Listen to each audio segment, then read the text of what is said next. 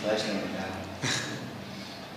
Meu nome é Rodrigo Guilherme Fernandes, tenho 26 anos, estudo aqui na Microlins há uns 8 meses.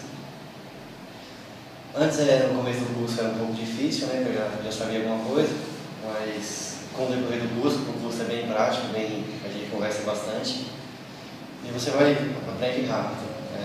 Eu já sei bem mais do que eu entrei sabendo, bastante coisas. O curso é bem prático, como eu já falei, a gente lê bastante livros, pratica bastante nas frases, o professor ensina a conversação bastante.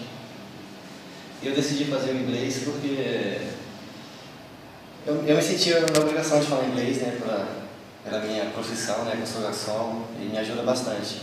E já tive algumas experiências no meu trabalho com ingleses, com pessoas de fora, né, que eu consegui conversar com eles, entender o que eles estavam falando e eles me entenderem também.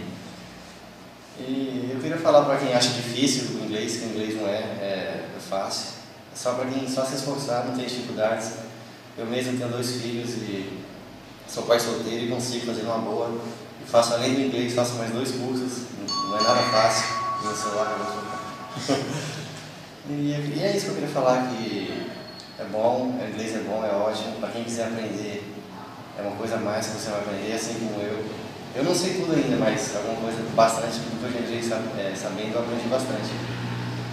Então é isso, quem quiser fazer é uma ótima coisa, o curso ótimo, o professor é bom e não tem dificuldades. Se você acha que você não tem tempo, que sua vida está difícil, está corrida, está com pouco dinheiro,